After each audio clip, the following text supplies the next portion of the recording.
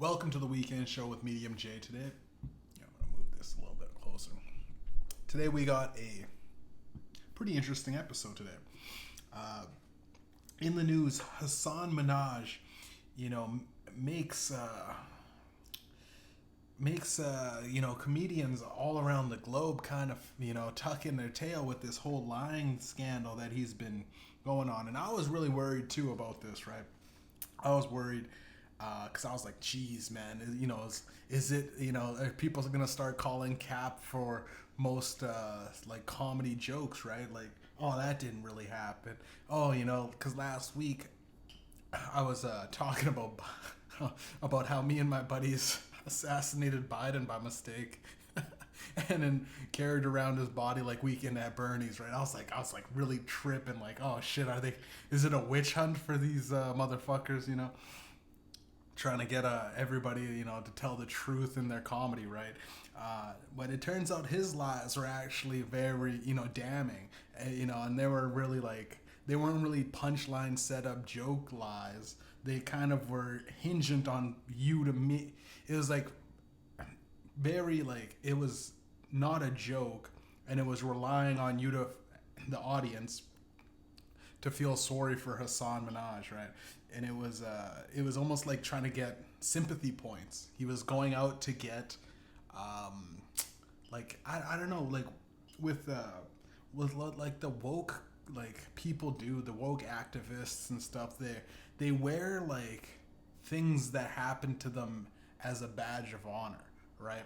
They're like in a Twitter bio, a girl will have "I've been raped 4 times," right? And it's like it's not like I we kind of understand where she's, I guess, where she's coming from, right? But it's like not really a badge of honor to just be raped, right? Like, it's not. It's kind of like it's bad things happening in your life, and the left do it in a weird way to fucking garner sympathy. Like, oh, bad things happen to me, so I should be propelled into a higher state of power, right? It's the victim mentality. It's a victim society that we're living in, right? Where we're rewarding, like, oh my god, that this bad things happen to you. And Hasan Minaj, it emerges that he's been lying in his latest, his a few of his Netflix specials, a few of his latest specials, But the one King's Gesture on Netflix back in 2022, one of his stories, which was roughly 10 minutes, and it was recounting his childhood about a white undercover FBI agent who ended up infiltrating his mosque in order to watch out for Muslims, or, insinuating that even trying to end up arresting, the Muslims in the community. Now, this informant infiltrated the mosque and his friend circle, eventually leading Hassan being slammed on top of the hood of a police car on suspicion of terrorism. So yeah, comedian, just the comedian, dude. Like, I don't know if it was back in the childhood, days or whatever, but it's like just a funny looking guy that, and Hassan, he's not like, he has a very like a very soft face, right? He has a very, he's well groomed. He's like a stylish dude, East Indian dude. Like, there's no, you look at him, you don't go, oh, terrorist, unless you're racist, right?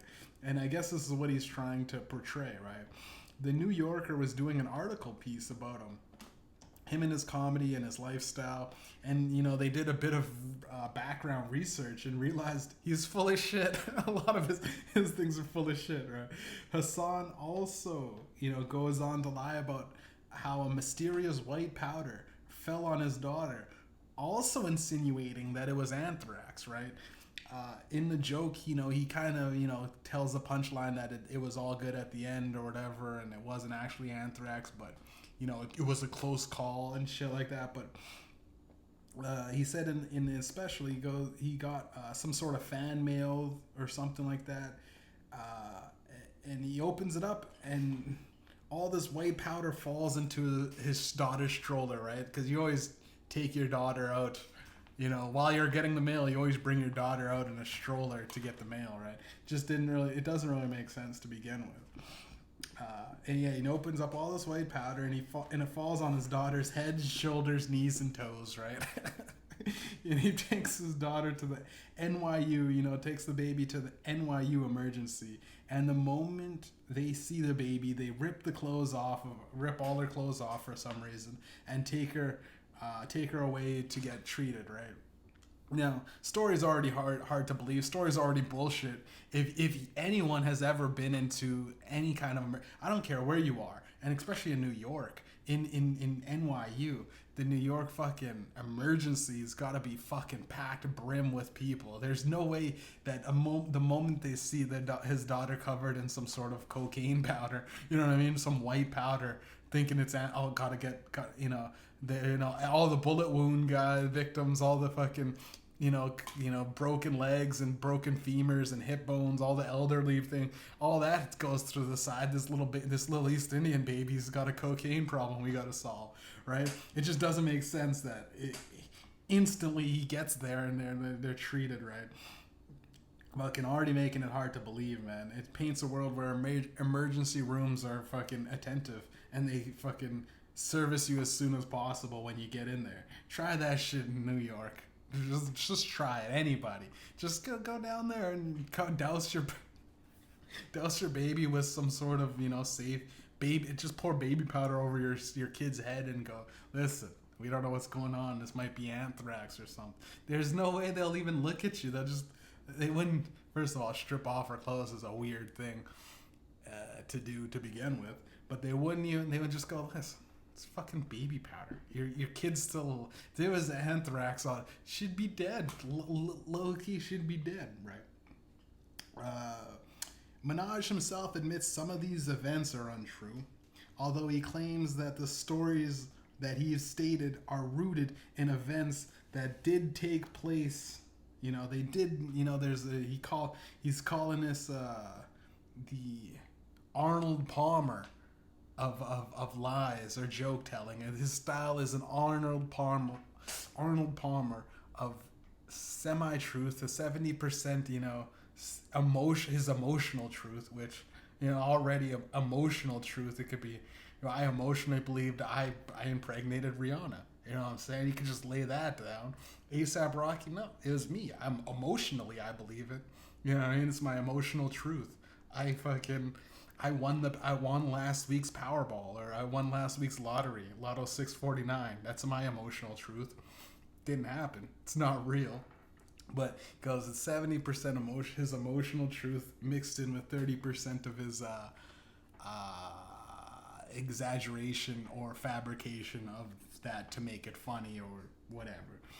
But it's just weird because he had also in The Homecoming King, his Netflix special in 2017, he stated that there was this white girl that agreed to, he asked out to the prom in high school. He asked this white girl out to the prom, and he said specifically that when he went to go pick her up, he seen that she was putting a corsage on another man or something, and he just never even followed up with her. And it's like, when you say that, I guess he invited the chick to watch the special, and he even had her and her husband in the special on the photos of as a liar, like she fucked him over. But she was devastated sitting in the audience going like, this never happened, right? She apparently I think just asked her out and she said no, right? I think that's the extent of it. She didn't lead him on. She didn't, lead him down this thing because of racism, you know what I mean? And it's all painted in this weird it's very it's insinuating, right? Hasan Minaj, he makes these jokes, which aren't really even jokes to begin with. My daughter got anthrax. It's poured on her. Feel bad for me because these motherfuckers are out to get me. I'm like the Tupac of comedy or whatever the fuck he was saying. These motherfuckers trying to kill me. It's like, dude, that that whole, you're creating a paranoia buzz about you, and it's like, it's just it's, you're doing it for, I guess, shock clapter, or clapter, which is like clapping laughter, but it's shock therapy, because it's like you feel bad for the guy, because I mean his daughter went through he went through, racist things left and right, or just being propelled at the, turns out none of this is true. So you go like, oh man, with this like fucking thing, with this machine that we've created with the woke agendas, you can create a whole lie about yourself. Like, I traveled to get into this country and this and that, and it's like, no, you're born here. And then you just go like, yeah, but like, it's rooted in what, like, I never felt like I belonged here. So you could kind of go like, these events, maybe though they didn't really take place exactly how I was stating them, it felt in my heart that it was my emotional truth, right? And it's like, come on, man, because deep down in reality, the informant that he had caught up with him in that terrorist scandal thing really was just an undercover officer that fouled him a bit too hard in a pickup game in basketball. So what kind of emotional truth is that, dude? You're playing basketball with a cop and he fouls you a little too hard. You're just like, all right, let me go to my joke book and write. How they're cracking down on the mosques at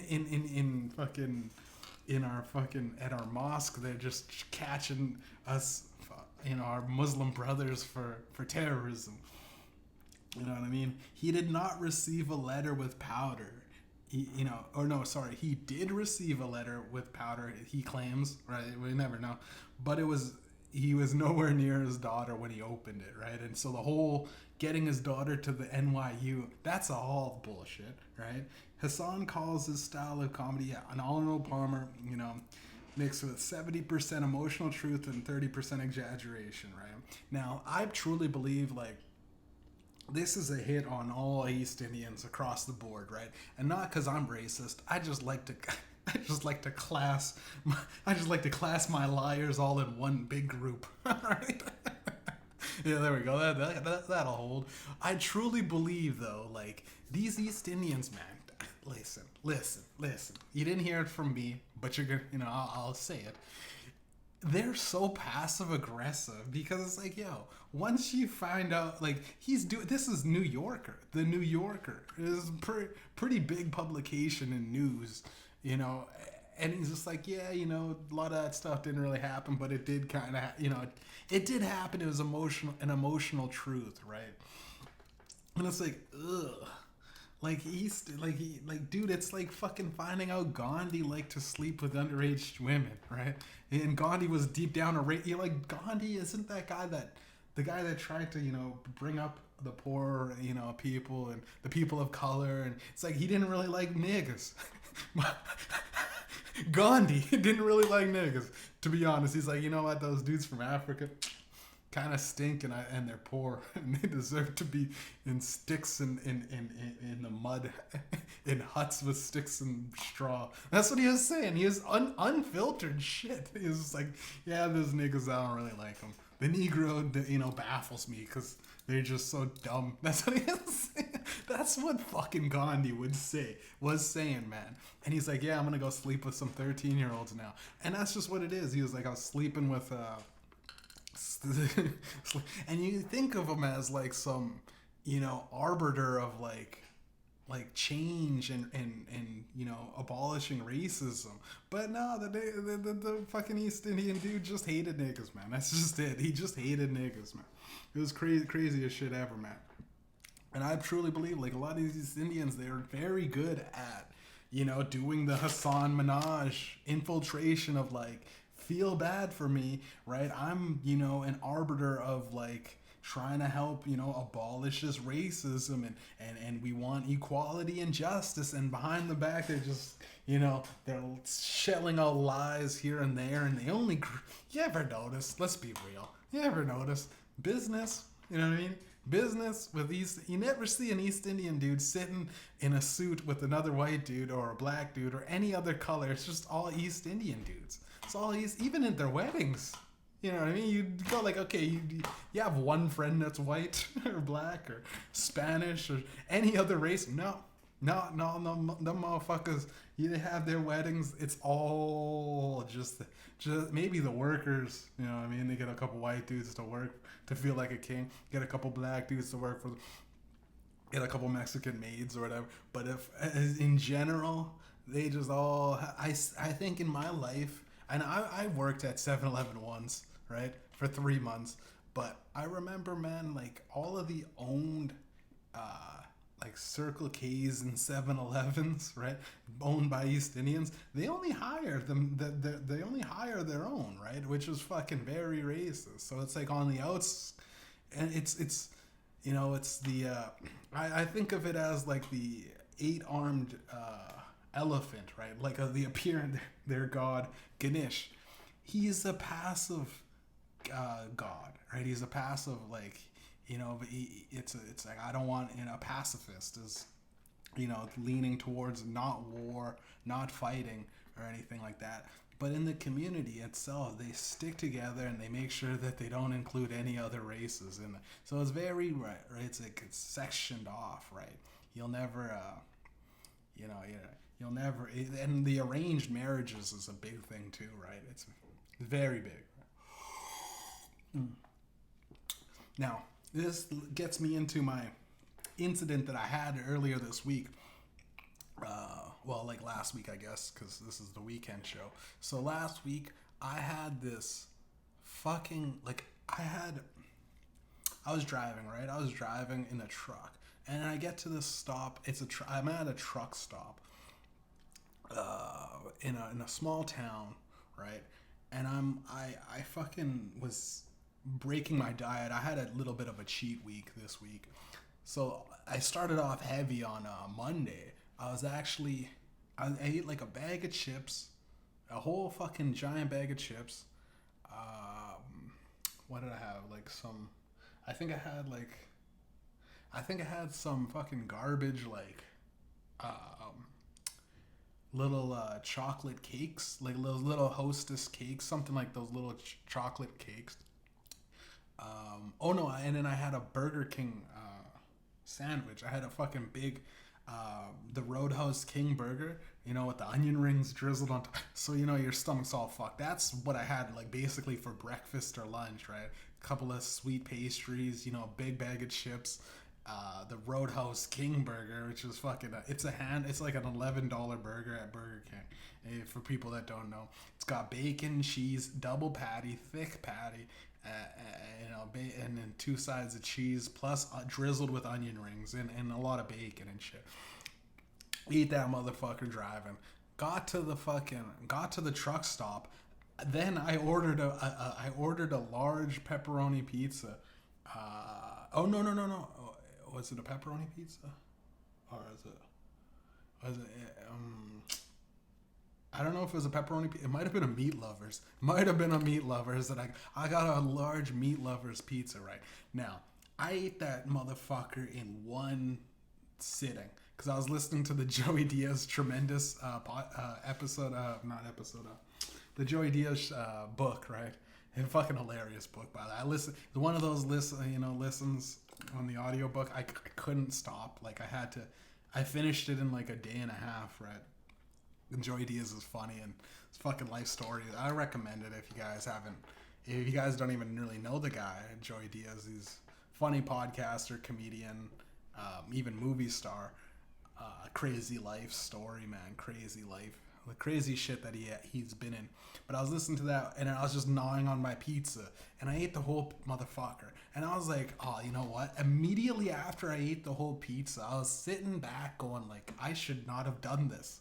Because my stomach was just grinding. It was the pizza, chips, and the fucking burger from Burger King. Just grinding. And I felt this giant log leaping bounds through my intestines, and immediately after like an hour of just hurting, like I'm trying to like sleep it off, I was like, I'll just sleep and I'll wake up in the morning and I'll try to find a bathroom, because at nighttime in this small town there's nothing really open, right? So I'm like, Oh, like I woke up several times throughout that like hour and a half of me just trying to let it digest and trying to just hold it in until the morning comes and the gas station opens and I could go use it, take a shit there. This was like 12 a.m. right. I get to the point where I'm like I can't hold it in and I'm gonna shit. I'm gonna have to shit somewhere. But I'm like fuck. I don't want to shit outside, man. It sucks. It sucks to shit outside, right? With you know what I mean? It's horrible. But I got to the point where I'm like, fuck, man. It's either that or like I was looking up like places to go. Then there's a spot Circle K, right? And to hammer in the point of how East Indians are so fucking they so fucking play by the rules that only suit them, right? I get to this fucking Circle K, right? And like there's a shopping cart in between where the bathrooms are. And I'm like, dude, like, are your washrooms open? He's like, no, sorry, sir, my no washrooms allowed.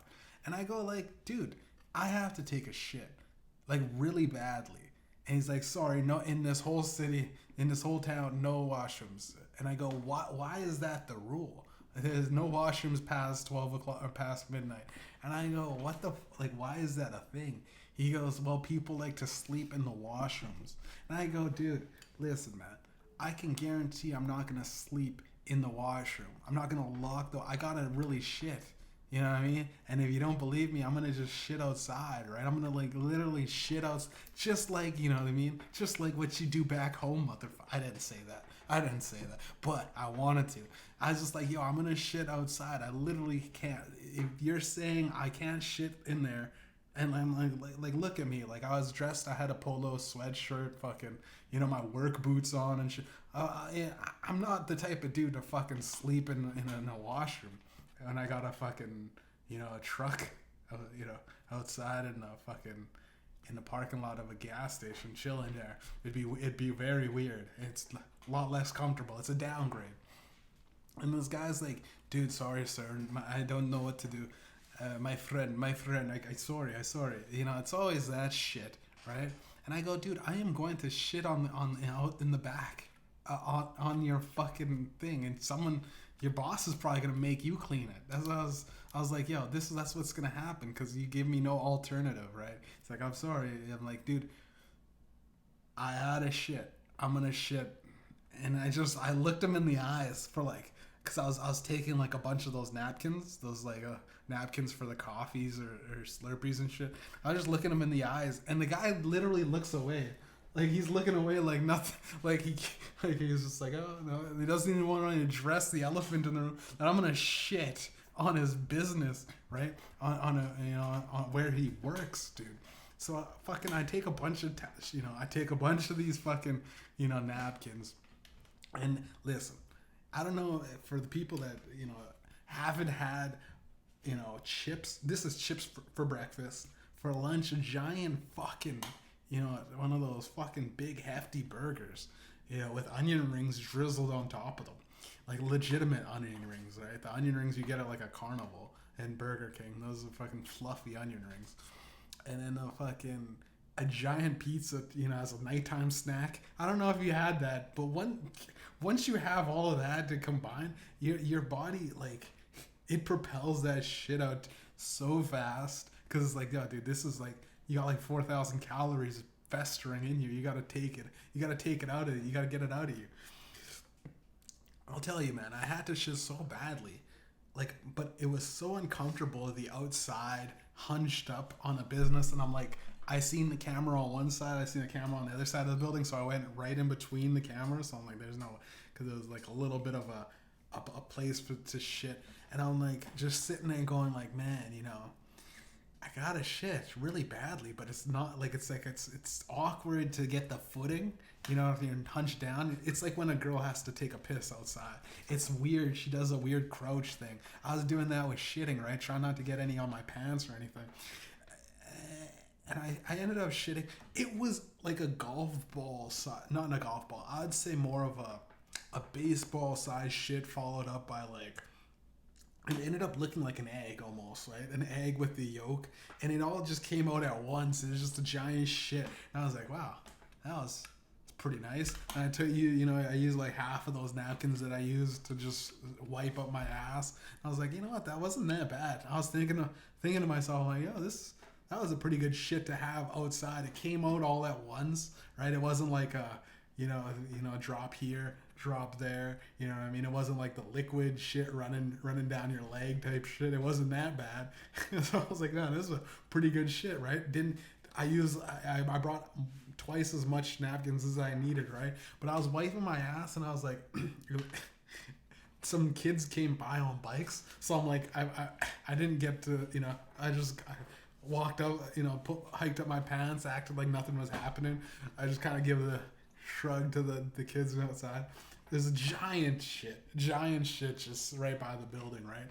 And I thought to myself, man, once the kids left, wiped up, finished up, cleaned up, and I just walked away, right? And I thought to myself, man, that's gotta be weird to for whoever like is there. It's gonna be like that you know, whatever, cleans the side of the building and probably hire somebody, or fucking the dude that fucking was working on a night show say, hey man, some dude shit in the back yesterday or last night. Do you know anything about this? I don't know. There's that guy that we didn't let him take a shit in the fucking in the bathroom like a fucking human being. So we just got the dude. We just told him he can't shit here. So I guess he said he was gonna shit outside, but I didn't think he was gonna shit right on our establishment. And I'm so pissed off, man. I'm like, yo, I thought about just out of spite shitting again. I was like, man, it's gonna take another fucking burger and chips and a giant pizza for me to get that shit. Cause I'm pretty good at holding shits in when I have those overnight, you know, drives. I'll just hold it in till the next day and go shit in the morning time or whatever. But I was like, dude, I thought about it. Like, I'm like, I gotta go shit again, like a serial shitter, just in the fucking just day in and day out. Every time I have a delivery in that part of that town, just going out just like at midnight, just shitting on their fucking business, just day in and day out, because I was just that pissed off that the guy didn't let me. And I get how ridiculous it is, but it's even more ridiculous that you just go like, not like, and East Indians, they're so good at like that not human level type of shit. No pun intended. But it's like, oh the rules are the rules, my friend. The rules are the rules. I'm sorry. I can't help you. And it's like, no, man. Those, if you're like a friend of them or whatever, you can get into it and they'll just break the rules right off the bat.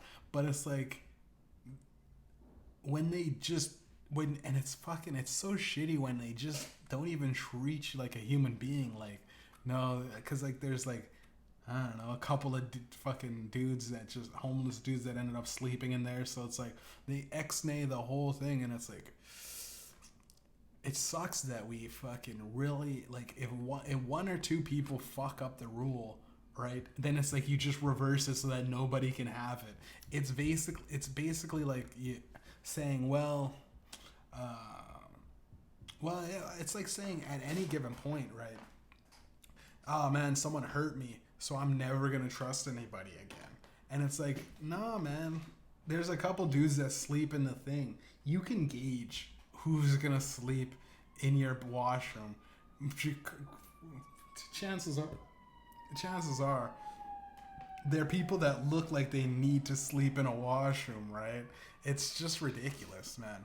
And I was thinking about fucking every day just going, or every time I'm there, just going back, leaving the most wretched shit, you know what I mean? Like, just type of shit where I like order curry in spite, you know what I mean? Order the curry in spite, just eat it real fast, pound it back, and then drink some of that fucking what is that plum juice or whatever, the prune juice. Oh, just the prune juice. And then I was thinking about like doing like a shit, but like a walking, like I'll do like a crab walk along the wall shit. So it's like a layered shit. So it's just like, it's in a straight line, but against the wall kind of, you know what I mean? So it's like, it's not an easy clean. I was thinking like, I got real fucking cynical with my shit habit of like, just, you know, my plot of shit.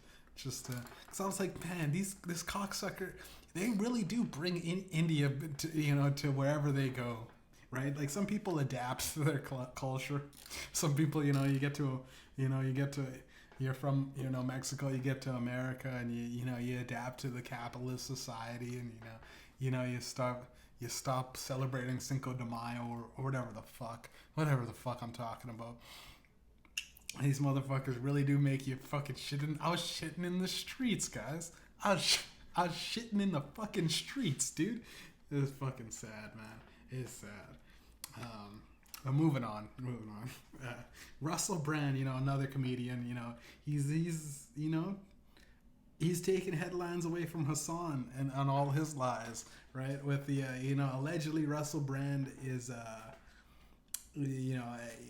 he's in the news for a couple of women claim, multiple women have claimed that he's stated that Russell Brand was sexually assaulting them, right? Now it's tough, right? It's tough to Russel Brand. He looks like he's the type of dude that'll do it. He's the type of dude that just manifest. You know what I mean? I'll manifest this pussy on my cock whether you like it or not. Type of shit, right? Take the rape with the stiff upper chin, right? Like as the British do. It's on the one hand, right? I could see him. He looks like a guy that does it, right? But on the other hand, he's also one of those dudes that really has been going hard in the paint on this COVID, on this fucking whole conspiracy, all of the political elites agendas and the shit that they don't want you to know type dudes. You know what I mean? They don't want you to know that this and that and all of this conspiracy shit. He's going hard in the paint with that stuff, saying they don't want the average citizen to get enlightened or start thinking for themselves. They want us to be sheep type shit, but then breaking down why the government is corrupt, right? And right around that time when he's getting all these followers and getting all this stuff, there's journalists actively seeking out and whenever journalists, this is already sketchy, actively seeking out any alleged victims that were a cause for Russell Brand sexually assaulting them. So it's very suspicious, right? Because it's like these women didn't come out, or when they did, it was already like I think they settled out of court, and they're bringing it back in the news because a journalist is getting some wind behind this thing. So I'm torn in the sense that, don't get me wrong, Russell Brand, he looks, like I had to paint a dude as a pedophile, right? Just a white British dude, he's very arrogant, and very arrogant. He stopped the drugs, so he still needs that outlet of that crazy lifestyle, right? He lived a crazy lifestyle back in the day, right? But he still needs, so to paint him in that corner, it's very easy to just call, that person sexual, he's a sexual, I don't know, demon. If you he's sexual. He's out there raping everybody, right? But on the other hand, the elites, this is a classic move, right? Right? Bill Cosby didn't do nothing wrong. R. Kelly didn't do nothing wrong. These are just black dudes of power, right? They take away their fucking. It's a great way to castrate a dude in this society. It's just like, remember when they said Joe Rogan hates niggas and loves saying the N-word, right? I don't know why I said the N-word. He just loves saying nigga. He just, and they got a super clip of Joe Rogan saying nigga. And Joe Rogan's like, I don't know, why weren't we allowed to say nigga? You can't say nigga? That's crazy. Anyways, it's just a good word. It's a cool word, nigga. Nigga. Why can't we say nigga? Granted, that was like the early episodes of Joe Rogan. The episodes not a lot of people even can sit through with Brian Redband, multiple times. So Brian, what'd you do today? Yeah, nothing. Joe, did you do anything? Well, I just was hanging out with my buddies, my black buddies, and they were just saying nigga. They just kept saying nigga. right? Ryan Redman's like, I don't know. Yeah, that is wild, eh? Nigger is it's a funny word, right? What's the deal with nigger? It's like trying to do a Jerry Seinfeld bit. What's the deal with nigger? These niggas can say it, right? These niggas, they say it like it's a fucking, like, that's my homeboy. Hey, nigga. What up, nigga? My nigga, my nigga. I'ma ride for my nigga. I'll die for my nigga. But when a white person says it, it's just, it's very hard to, gauge whether or not this is a government psyop that Russell Brands out there allegedly, sexually assaulting a bunch of these women, right? Yeah. As Mediumjay, as the weekend show, we're progressive in her body, her choice, right? But man,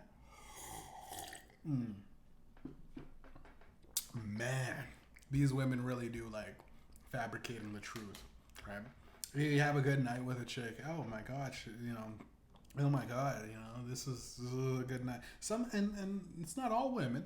Don't get me, not all women, but there are some women out there that just go like, and they use guys too, right? Like there's nothing. No guy will go, oh my god, she took my money, my kids, my home.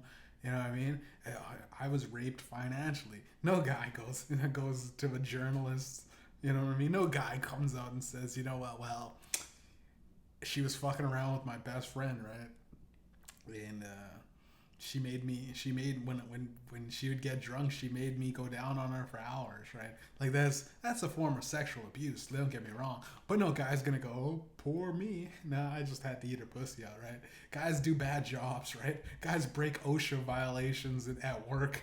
A boss wants me to fucking work, an extended period of time and do some shit that's not safe. Guy really goes out and we just take that shit on the chin for the most part. Literally, we take that pussy on the chin, and a lot of these women, they're women. They're women. So like, yo, if Russell Brand could have just been like, listen, can I get a spot of rape? A spot of some, you know what I mean? And they would probably just listen. It's not rape if you're in it for the money and the fame, right? Russell Brand's like, I'm gonna get you a part in a new Netflix show, and the girl's like, all right, cool, and he just lied to her. It's more of a lie or deception.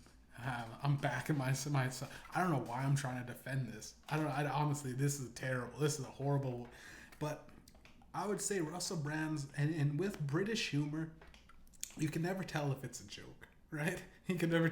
So it's very hard to gauge whether it's a rape. Follow me with this, ladies. All the ladies probably clicked off easily. I started saying rape at the beginning of the first 5 minutes of it. But it's very hard to gauge whether a British person's being funny or being serious, right? Now, Russell Brand's a very funny comedian. He's funny. But at most of the time, there's things that he says where it's like, he'll go, yeah, it's just like the elites and the way they're just always out there doing this and that. And it's just, their elites have this Jeffrey Epstein thing, so let's try it. And he'll talk, what if he said that to a chick, right? And she's like, okay, but I can't tell if this is a joke or not. And he's thinking he's got consent to do some good old Jeffrey Epstein shit with these chicks. Now, again, power corrupts. What is it? Absolute power corrupts absolutely. I think it's better to just say power will corrupt any kind of man, right? Like, listen, I'm no saint.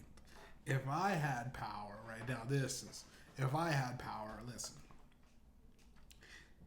the shit that, these guys are doing, Russell Brand, a couple of victims of sexually assaulted, listen, they would start this. If I was in, with Hasan Mihaj, just lying, saying, oh, by the way, a cop assaulted me, I would literally, I would be fabricating shit to the level that the government does, right? I'd be saying shit like how COVID and all that stuff, all that COVID, I would be doing shit like that, but in my life, from my thing, I'd go, listen, I came up from literal dirt. You know what I mean? My mother had me and left me.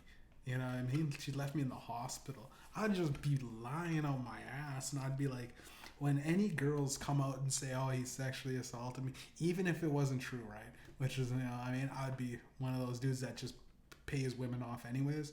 But if it came out like that, and these women are started gathering around trying to get like a money run from me, like trying to do a fucking bank run on Mediumjay, I'd just go, listen, man, I ain't even gonna cap. A lot of you women are gonna end up disappearing. You know what I mean? And I'll go like I'm a psychic, and I see in the future, and a lot of you girls are paying for your evil sins, right? I'd make it very religious at this point because I'd have my cult following. Maybe I'd be backed up by Scientology by then. You know, me and Tom Cruise chilling together. And I just say a lot of you women are just gonna start disappearing. And sure enough, one by one, they'd be disappearing. I'd go, all right, you know, the 27th of October, this girl's gone, right? And then pay some dude to kidnap her and fucking throw her out into the fucking bushes. You know what I mean? To fucking fend for herself for, you know what I mean, hundreds and hundreds of thousands of miles from civilization, right? You know what I mean? She's just gone and lost in the woods, right? All right, and that girl's gonna be gone on January 27th. And you know what I mean? She's just drop her out of a plane, bro, or some shit into the middle of the ocean. Just that type of shit. These people at the top they're really, I think they're misusing their power because they could do a lot worse. They could do a lot better, right? Now, all right, moving on. Speaking of pilots and dropping things off, a pilot ejected from an F-35 fighter jet after the radar or GPS assumingly went offline, right? This fucking son of a bitch falls in someone's backyard, right? This is crazy. He just ejected from his fighter jet, falls in someone's backyard, right? And I read this story, and like the dude in like some rural town is like, yo, dude, there's like a pilot came out with a parachute or some shit. And he's calling 911. This is 911. He's like, yo, this is crazy, man. He just lost. He's a Marine or some shit from the Marine Corps. He ejected his plane, and the guy gets on the thing, and he's like, I just don't know where my plane is, guys. Be on the lookout for the F-35 fighter jet. And the government came in earlier this fucking week, right? He's like, we don't know where this fucking plane is. So if you guys see a plane, just let us know. Give us a call at 1-800 found the plane. You know what I mean? And we'll definitely, you know, pick up the scraps of the plane. But it's just crazy that apparently, I guess his radar was offline, kind of fucking up with him piloting the vehicle or something. So he forcibly ejected himself. Hits his parachute, falls in someone's backyard, and the guy fucking was not injured or anything. He just maybe had his back was kind of sore or something. But the fighter jet was at an altitude of 1,000 feet after the pilot ejected, and it kept flying for 60 miles. Right now, that's crazy. 60 miles of just uninterrupted, unmanned piloting a vehicle, and one of the dudes, I guess the dudes in the Marines or the dudes that work at the good old fighter jet piloting system, those commanding officer dudes, he explained that when a lot of the time when there's nobody, when a plane ejects, it can't just nosedive right into wherever it is, because it's safer to have it glide accordingly in case a pilot goes unconscious, leaves his hand off the wheel. So there's like stabilizers and a whole bunch of other shit. But once they had it off of communications, they didn't know where it was going. So it's kind of fucked. Usually a pilot ejects or something, they know where it is, and they can have, a crash retrieval set up before it flies. Because fucking 60 miles is a pretty fucking 60 miles is a pretty fucking far flight with nobody manning it. But it has all these, I guess, safety precautions in the jet. And it kept flying until it crashed in a rural area near Indiana town, and it took more than a day to locate the wreckage, right? So they found the thing.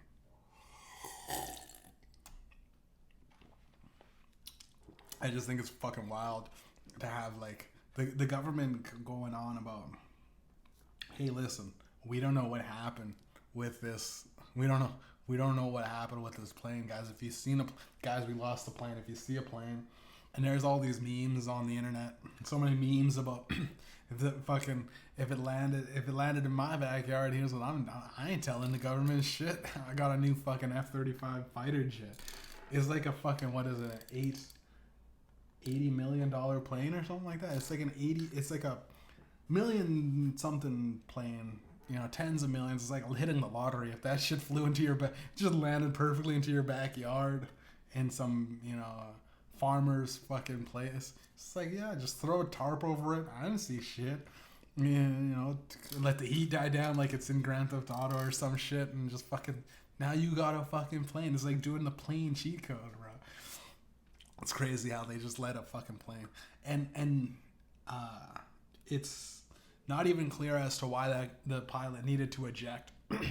But the conspiracy, theorists are starting to have a little bit of a thing with it. Like, it's like China or Russia was hacking, some military things. They're working on some hacking equipment or some shit that is able to hack them, turn their sats and comms offline, the communications and radar with the thing, and it just he couldn't move the plane, couldn't do anything with the plane, so he fucking ejected from the plane. That's a theory. Another theory is, sometimes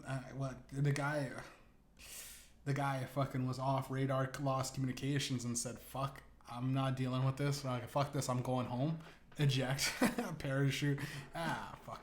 You know what I mean? Because, like, we've all been there. You show up at work, you know what I mean? Everything's gone to shit, and you look and you go, today is my personal day.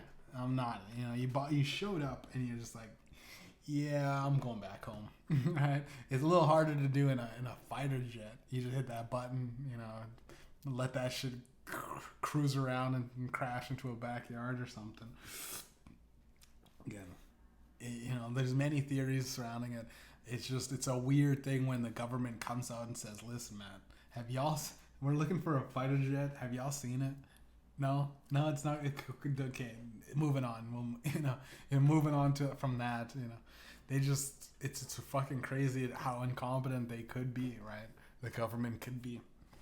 It's like, we're looking for an $80 billion jet or $80 million jet or whatever the fuck, the price of it, whatever.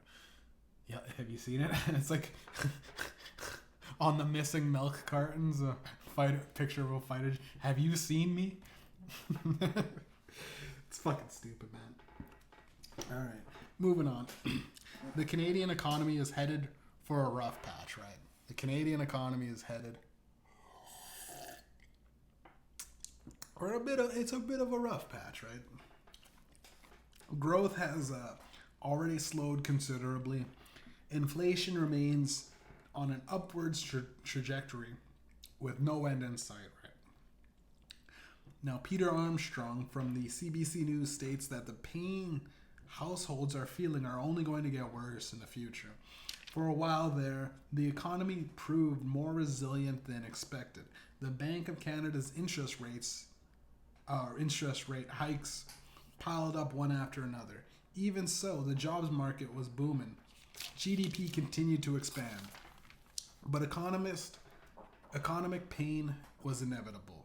Soaring inflation has eroded purchasing power, and climbing interest rates have hit households heavily.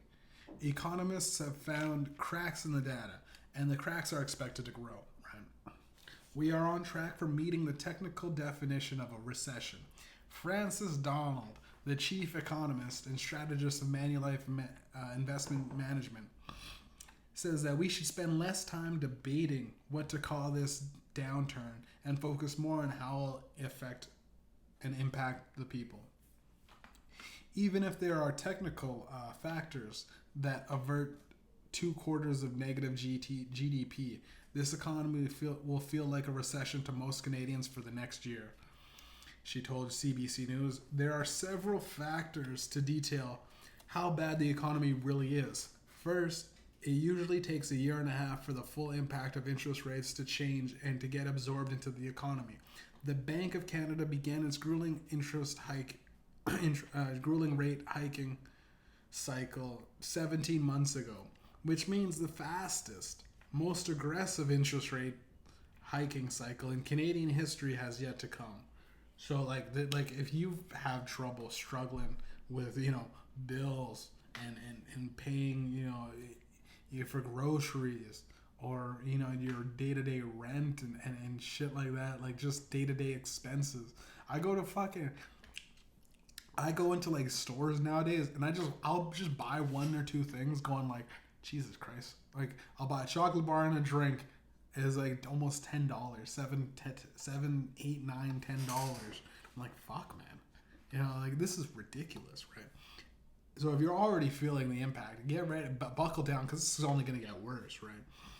Now, second, consumption patterns changed during the pandemic and haven't fully reverted back to normal. During pandemic lockdowns, Canadians bought a lot of stuff. We snatched up electronics, gym equipment, household wares. Now the same households are primarily spending on experiences. So retails aren't showing consistent figures. Hovering above all else are numbers, above all the numbers, and all the changes is an unprecedented surge in immigration. More than 1 million people moved to Canada last year alone. That has driven consumption, but masked some underlying weaknesses, right? They got us. A lot of these factors have combined to give the appearance that the economy is looking a lot more healthier than it really is, right?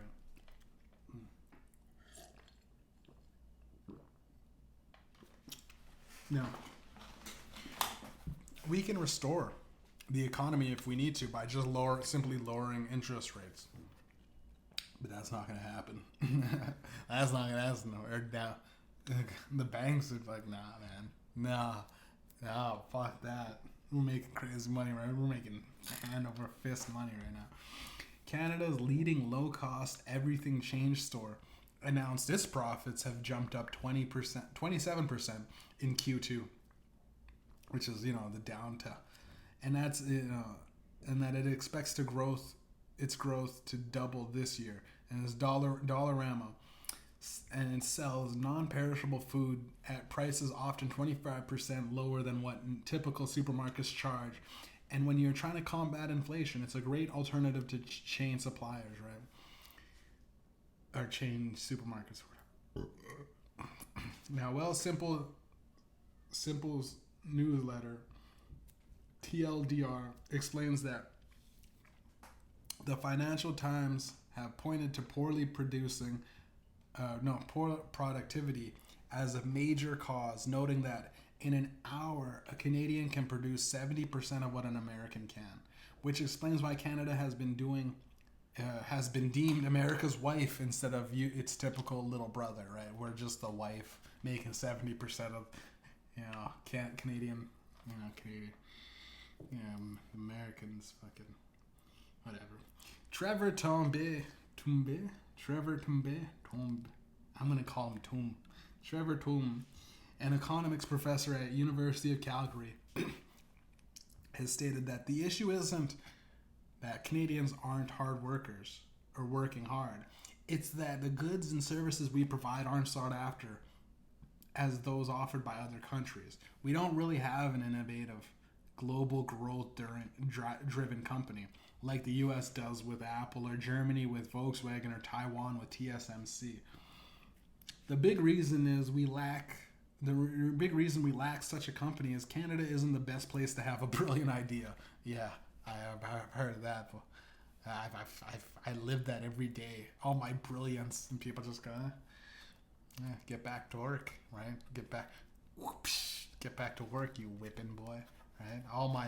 Everything I've done, and I'm basically the fucking Oscar Wilde of this generation. I'm the fucking Shakespeare of the millennia, and these cocksuckers don't even know the sheer brilliance I have, right? But that's because all sorts of things discourage you from turning your idea into a fast-growing company. Tombe says For starters, our population is relatively small, so there is a limited number of potential customers, right? Beyond that, our provinces are notorious for having stifling internal trade hurting regulations, you know. So if you invent a world-changing solar panel, it would be hard to blame you for moving your countries or your companies south of the border with 10 times the potential amount of customers and fewer the regulatory headaches, right? And starting a business in Canada is essentially like it's like it's kind of starting your company. It's like starting a basketball league within the NBA, right? Like you're like, this is a new league in the NBA. You have to, and we're gonna go against the NBA, right? It's very hard to start a company in Canada because they're so set in their ways, right? Then there are the Canada's cuddled monopolies, right? They're one of the greatest drags on productivity because they're not incentivized to innovate. They're the legacy companies, right? Loblaws just bought up Safeway, Safeway, Safeway, Sobeys. They just kept buying up individual companies, and they all just started. They're like basically all of the chain suppliered grocery stores in Canada are bought under one monopoly, right? Which is why Dollarama is doing so well, because they just have to outprice on a lot of these foods. They have to outprice just the giant conglomerate that is running Loblaws, the grocery stores, right? I think they also own No Frills, Sobeys, Safeway, and Superstore, right? So like they have like 4 or 5 companies, and it's funny because you'd go like, man, they own a fucking shit ton of monopoly, and you'd go, man, their prices should be well adjusted for having basically the only competition is Amazon with deliveries. A lot of people, still fucking regularly go to grocery stores for the. You don't fucking really want to get your fucking fruits and vegetables shipped in the mail, and meats and shit, So you fucking go to the store for most of your fucking grocery needs, and you'd expect these companies to get like a little bit cheaper to compete with fucking the retailers like the other retailers that America has, like Costco and Walmart's, right? But I seen what they do, man. And if you have the time, a lot of people probably don't. It's fucking ridiculous to have the time. But when I was fucking retired, right? When I retired, I kind of did this a little bit. I experimented. I'd go from these fucking giant conglomerate fucking things, and I realized that the 4 or 5 things, Sobeys, Safeway, No Frills, and Superstores, they would change, like they would have one, like Superstore would be on sale. This shit that you want is on sale. Then they would have Safeway, the meats on sale. Or just to throw out something, yeah, meat, it'd be on sale. They'd like change it every week. So it's like, they're just playing like the sales when they can do the whole thing because it's all owned by the same company. But they just kind of flip back and forth, giving you that fucking almost that forcible, forcing your hand into like shopping at every single indirectly going from store to store, bouncing around just to kind of keep that fucking cash flow circulating, right? And they're not incentivized to innovate. They can fucking, with these 4 major corporations, they say that it's great for prices and everything like that, and they're cheap, but they're not innovating anything. It's just the same old. You go to a grocery store, it's not really the same, or it's not really changing or anything. It's not like Costco. Let's be real. Costco, somehow the hot dog is $1.50, right? Let's just break down like the sheer innovation of just taking the idea that we're gonna lose every time someone buys a hot dog, we're financially fucked because it's like a $4 hot dog by now at least, You know, it's like a $4 hot dog, but it's still $1.50 with the pop included, right? The pop alone is like $1.50. Let's just be real. And the dude at the top is just like, nah, man. People like the hot dog. It's never gonna change. It's never gonna change. You're never gonna get me to over my cold dead. You're gonna pry this hot dog price out of my cold dead hands. You'll have to fucking kill me. And the people are like, listen, man, we're just telling you, like, the guy goes on, you're gonna have to fucking put a bullet in my head, you fucking commies. And his staff is like, yo, listen, we just wanted to let you know, like, we're losing like hundreds and hundreds of millions of dollars every year because of the hot dog. Like, it's crazy, but you know, every time someone buys a hot dog, you lose $3 or $4 on profit. Just alone that. It's like, let's find a way to factor in the price somehow, you know, memberships, something. But fuck it, I'll be damned if these fuckers can't get a $1.50 hot dog like I did back in the day with my grandpa. You know, the dollar it stems from his childhood somewhere, right? Again, it's an innovative idea, right, to keep the hot dog price the same. And with fucking, and the samples too, with Costco samples, and in Walmart, there's something to Walmart that Superstore and most Canadian things don't have. And I think it's like the fact that at Walmart, you can kind of like, you can go in there and get, McDonald's. Most Walmarts have McDonald's, right? That's innovative, right? Now, no Canadian company ever does that. You can't just walk into Canadian Superstore and get a fucking burger while you're fucking, you know, buying actual groceries, right? Especially if you're really hungry and you want to eat and you don't want to fucking be like that, you know, the wise folks tale saying, don't shop when you're hungry or else you'll end up buying a lot more than you need. If you're hungry, you know what I mean? With Walmart, you got that opportunity to just go, I'll get a quick burger and fries, you know, eat that in the store, and then I'll go on my way to fucking purchase, you know, the shit that I need for the rest of the week. Little things like that, which, again, Canada isn't forced to innovate anything or incentivize. We just keep our companies at the top, and if they're doing something right, keep on rocking in the free world, you feel me? Canada ranks last in the G7 in research and development spending by business. So we don't do we're cheap. We don't do shit. We don't fucking take chances. There's no risks involved. Our problem is we're really neglecting the productivity issue, including tech, where the productivity numbers get, you know, juiced up, right? There's not a lot of good tech coming out of Canada. Let's just be real. You know what I mean? There's no Canadian Apple. There's no Canadian iPhone. There's no Canadian fucking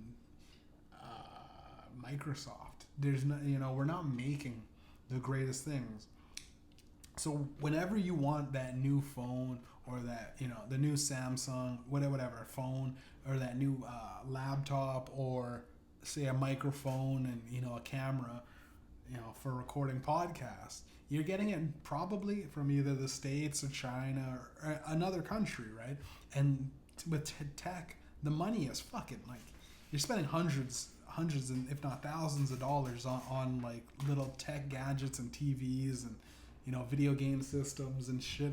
And it's like, that's where we're really fucking shooting ourselves in the foot. Our country needs to realize, wow, you know, this local success of, you know, being a hometown hero is great.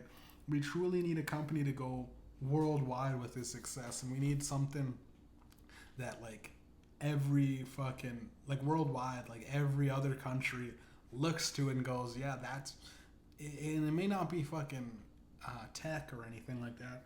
It may not be anything specific, but, like, with something like Pepsi, it's American.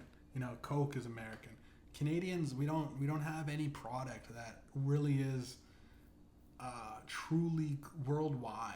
Like, you know, KFC is a big one, you know, a big thing that goes all in Japan. All the people eat KFC during I think it's New Year's, or is it Christmas time? You know, Chinese food, we're big on eating from other countries, but there's nothing really like maple syrup. Probably 30. I heard it. It's like 30. It makes up 20 to 30% of our economy. Maple syrup, which is great. Like maple syrup is great, but we don't like. Aunt Jemima, I think, was American, and that's a bigger face on like the idea of just making maple syrup. We have it. Just make a cool logo, a maple leaf, little leafy or something like that. I don't know, leafy, the leaf, the maple syrup leaf, and then just pump it out into different chain stores that keep people reliant on Canada's maple syrup economy. I don't know. It's something. There's that idea. It gets shot down in our society because they're like, nah, man. There's already a maple syrup conglomerate that doesn't want to push its limits too far or outstretch our shit. We don't really think too much beyond what is already established. So we'll have these things established in Canada, and we just go, all right, it's good enough. Let's just keep pounding the tried and true method as opposed to truly innovating and restructuring the way our businesses operate, right? And I've been listening to this finance podcast titled The Dr. Boyce Breakdown on Spotify. It's this militant black mind leader trying to get people to invest, from young black people to invest and trying to build black wealth. And he's very smart. Like, very few times do I listen to somebody on his caliber and go like, I'm digesting it, I'm learning exactly and it's restructuring the way I think and even have been thinking for the past couple of years and mostly my whole life actually. I never really thought of it. I did invest. I would invest and I'd take it out, take money out and spend it or splurge or buy that big ticket item that I was saving up for. But the way he breaks it down, and he talks about this one thing about one of the best ways to combat inflation is to tie your money into stocks and bonds, right? His explanation is that no matter how the economy is doing, whether it's fucking taking this financial hit that it has been with inflation and everything, no matter how bad the economy is doing in your day-to-day life, Apple, Google, companies like these, Microsoft, will always find a way to make money. You're never going to lose out if you just tie your dollar into Amazon or whatever. Costco, these big chain stores that they're not going out of business, right? Now, the day-to-day person, we can start a business and we might, probably, what is it? In the first 2 years, most businesses, 98% of businesses fail anyways, right? Because it's very hard to recoup that capital. It's very hard to innovate and get enough money and customers into your thing and support and keep your brand afloat, right? A lot of businesses are just struggling, right? Unless you're these giant conglomerate corporations that I wouldn't say they're too big to fail, but Apple, Google, Microsoft, Tesla, fucking these top 5 tech companies are fucking always, they're on the forefront of the new iPhones and the new computer systems that and I don't even know how Google really makes money, to be honest. It's very dumb to say this, but it's just a search engine. Right? I know that they sell the information.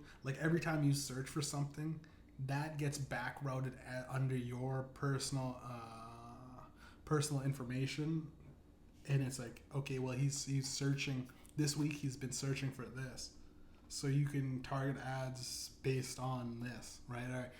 But again, I know it's weird that generates so much money. Right? It generates so much money because there's no real. You don't give Google money directly. They just, fucking behind the curtains do some weird shit with your information of your searches. And then they fucking, sell it off to privatized companies in order to create click funnels and ad revenue for you to fucking log into. It's very weird Google's operation. But then again, I'm stupid and I don't know a lot. Like the average person, again, we don't know how most of this shit makes money, right? There's those computer chip companies that are fucking like making millions of dollars, right? It like I'm too stupid to know. So like, yeah, Dr. Boyce, he breaks down the fact like, and he does this like his podcast. He breaks it down in layman's terms so that you can kind of go like, I never really thought of that. I never thought of tying my money into the stock markets to combat inflation. I just thought like it's the only way that like wealthy people talk. Like a lot of wealthy people go like it's like stocks, just invest in stocks. But they don't really tell you why. They don't say why. Just you invest in stocks, and I would do invest in stocks, and I'd invest in like the top stocks, right? And you make 5% return, but those are good values compared to just leaving your money in the bank. Because if you leave like a large sum of money in the bank, at a certain point you're not making like you're getting 1%, but you're leaving.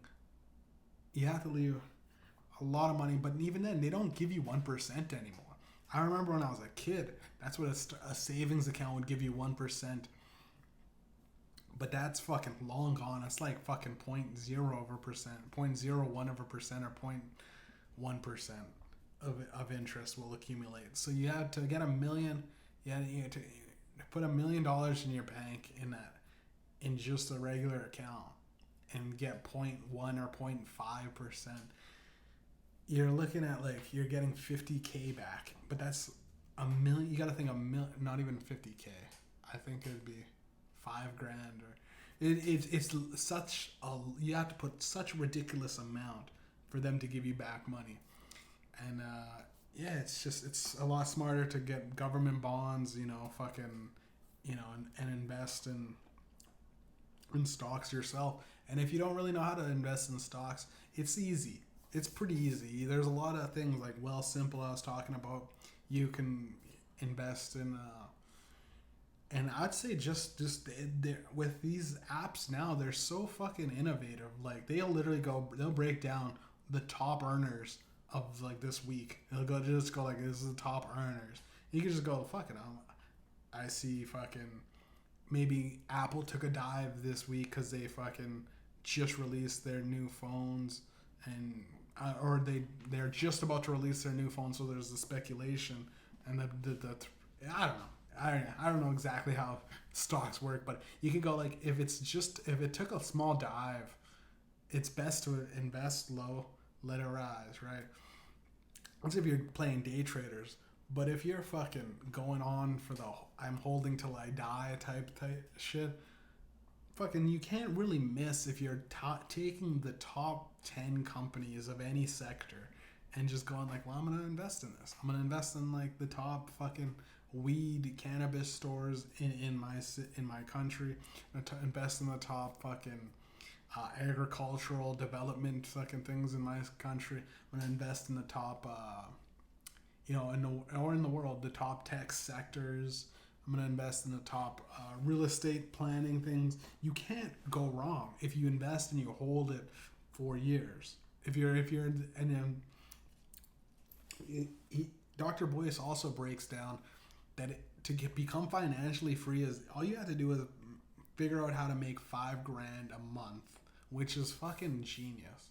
Like I never thought of it. Like I always thought you gotta have like millions of dollars, right? You have to have like to quit your job and this and that. You gotta fucking be like 10-30 grand a year. No, not a year. Sorry, 10-30 grand a month, right? You need like 10 grand a week just to keep you afloat or whatever. I'm like.